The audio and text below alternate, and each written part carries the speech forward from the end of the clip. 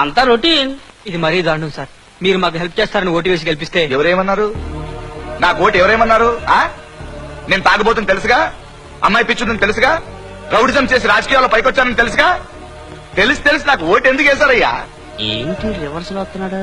Brother, నీకు చెల్లులు ఉన్నారా? నాకు లేదు సార్, వీడికుంది. నానా, నీకు ఉద్యోగం ఇప్పిస్తాను, నీ చెల్లిని నాకు ఇచ్చి పెళ్లి చేస్తావా? చిచ్చి సస్తే చేయను. ఇది వెరైటీ. పోనీ రేపు నేను ఎలక్షన్ లో నిలబడితే నాకు ఓటేస్తావా?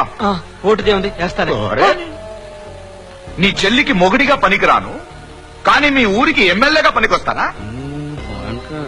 ఆడపిల్లని ఇచ్చేటప్పుడు చేసుకోబోయేవాడు మంచోడా, వాడి బ్యాడ్ హ్యాబిట్స్ ఏమైనా ఉన్నాయా, వాడి ఫ్యామిలీ బ్యాక్గ్రౌండ్ ఏంటి, ఇన్ని ఆలోచించి పెళ్లి చేస్తాం కదా. ఎవరు దొరికితే వాడితో పెళ్లి చేయొచ్చు కదా. అలా చేయ, ఎందుకంటే అది మన బిడ్డ, మనకు పుట్టిన బిడ్డ. అలాగే ఇది మన దేశం, మనం పుట్టిన దేశం, మనం పెరుగుతున్న దేశం అని ఎందుకు ఆలోచించరు?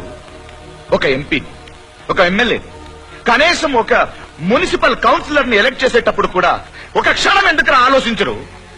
ఆలోచించండి రా. ఇప్పుడు ఈవిడ గారు ఉంది, ఎవరు పిలిస్తే వాళ్ళతో వెళ్తుందా? ట్రై చేస్తావా?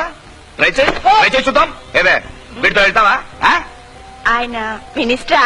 చూసావా, ఇది కూడా ఒక రేంజ్ మెయింటైన్ చేస్తోంది. అంతెందుకురా, ఇప్పుడు ఒక రోజు నాతో గడపడానికి వచ్చింది, కానీ పంపించేవాడు ఊరికే పంపించలేదు. ఎక్కడికి వెళ్తుంది, ఎవరి దగ్గరికి వెళ్తుంది, వెళ్లే చోటు పోలీస్ రైడింగ్ ఏమైనా ఉందా, అక్కడ ఒకడే ఉన్నాడా, ఇంకెవరైనా ఉన్నారా, ఇన్ని ఆలోచించి ఒక కారులో 2 ఎస్కార్ట్స్ తో మరీ పంపుతాడు.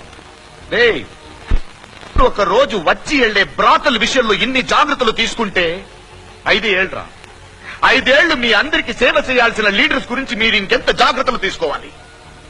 ఒక దేశం బాగుపడాలంటే దానికి పబ్లిక్ కారణం, ఒక దేశం నాశనం అయిపోవాలంటే దానికి పబ్లిక్ కారణం.